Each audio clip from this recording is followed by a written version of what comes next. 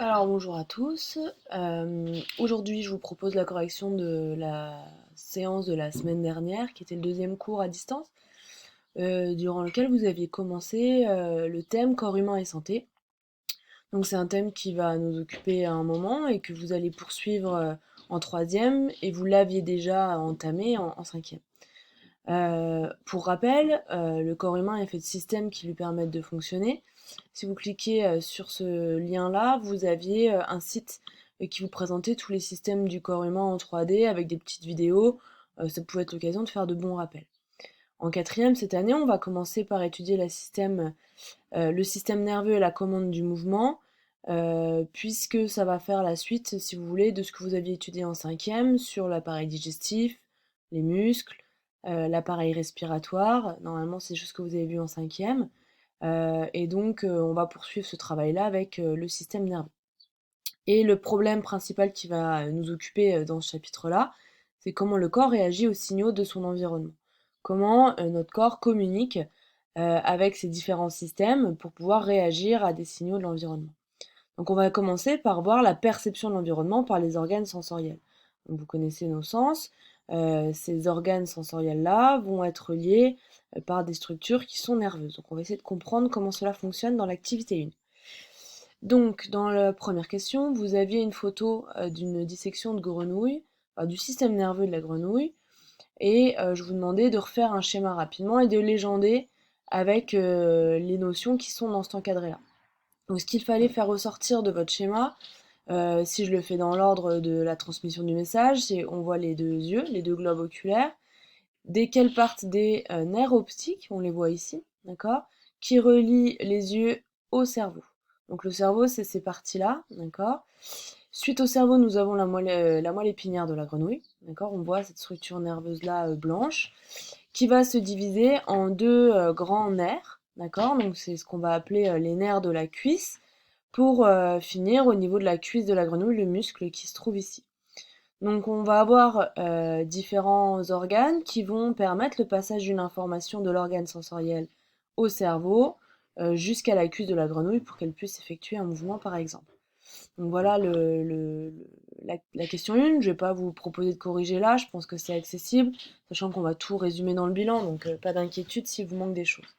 Ensuite, vous aviez plusieurs documents à lire. On vous présentait un sportif qui a perdu l'usage de ses jambes lors d'un entraînement, il me semble d'escalade. Et on vous dit que ce sportif-là, pour autant, il a perdu l'usage de ses jambes, mais il n'a pas arrêté le sport pour autant.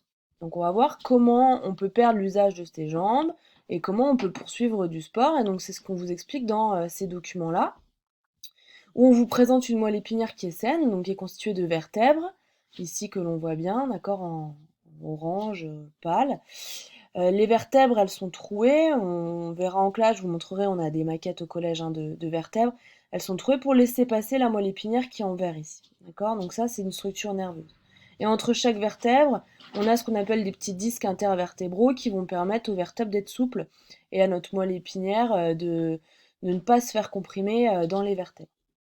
Et si on regarde bien notre moelle épinière, on a des petits bouts là qui dépassent et qui vont repartir. C'est les racines nerveuses qui vont aller dans nos organes. D'accord. Donc les racines nerveuses qui sont plutôt en haut de notre moelle épinière vont irriguer nos organes supérieurs, donc nos bras, nos épaules, notre système digestif, et les racines nerveuses du bas de notre moelle épinière, lombaires, etc., vont irriguer plutôt les membres postérieurs, donc c'est-à-dire nos jambes.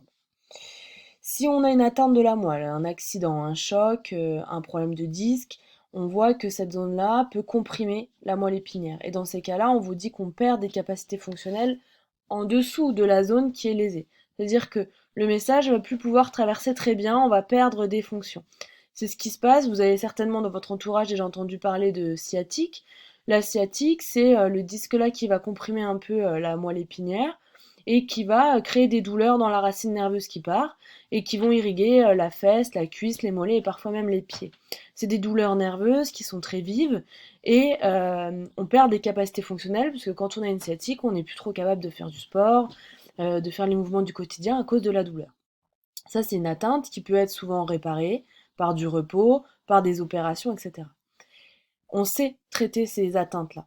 En revanche, quand on a une section de la moelle, c'est-à-dire que toute la moelle est rompue, d'accord, il n'y a plus de communication entre le haut et le bas, tout ce qui va être en dessous de la lésion ne sera plus fonctionnel puisque le message qui descend du cerveau va être arrêté. C'est comme si on coupait un tuyau, hein, si vous voulez. Et donc toutes ces fonctions-là liées aux nerfs postérieurs vont ne plus être possibles. Donc tous les mouvements du bas du corps ne seront plus possibles. En fonction de la hauteur de la lésion, on aura différentes paralysies.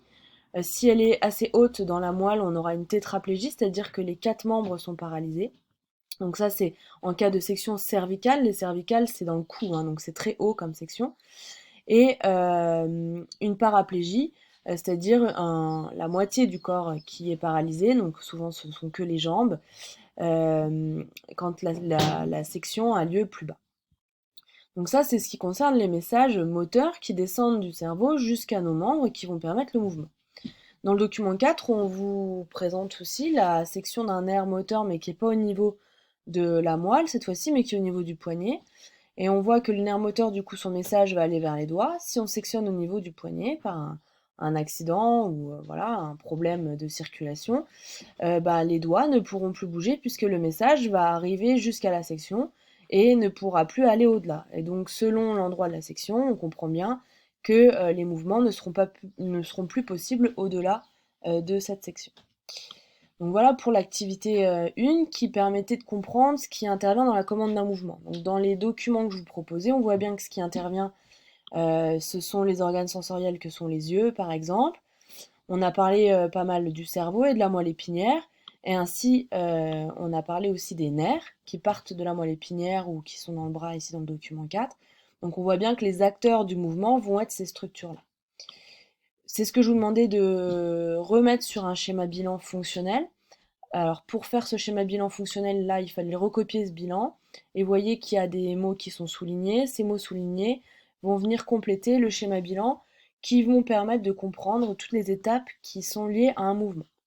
Donc, on va prendre l'exemple d'un stimulus. Donc le stimulus, on peut prendre l'exemple d'un stimulus tactile ou de douleur, peu importe. Donc ici, on aura un stimulus.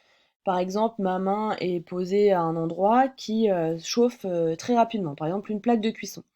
Donc mon organe sensoriel ici, ça va être ma peau de ma main, va envoyer un message nerveux, donc par un nerf, à la moelle épinière ou au cerveau, donc c'est le centre nerveux. Attention, ça brûle. Donc le cerveau va répondre rapidement via des nerfs moteurs, ici aux organes moteurs, c'est-à-dire aux muscles de mon bras, de se contracter rapidement pour enlever ma main. Donc je vais faire un mouvement qui va me permettre de répondre au stimulus, qui était la chaleur qui brûlait ma peau. C'est exactement pareil avec un stimulus visuel. On m'envoie une balle de tennis sur moi, mes yeux, mes organes sensoriels vont transmettre à mon cerveau, vite contracte ton bras pour attraper la balle et donc il en résulte un mouvement. Donc voici la correction du schéma. Vous pouvez mettre pause la petite vidéo pour recopier si vous n'aviez pas juste. Voilà pour la séance de la semaine dernière. Cette semaine, je vous propose une séance qui va permettre de comprendre comment est faite une cellule qui transmet le message nerveux. Le message nerveux, c'est un message électrique. On va voir qu'on a un intermédiaire qui est chimique, donc vous allez étudier aujourd'hui les neurones. Je vous espère toutes et tous en forme, et je vous dis à très bientôt.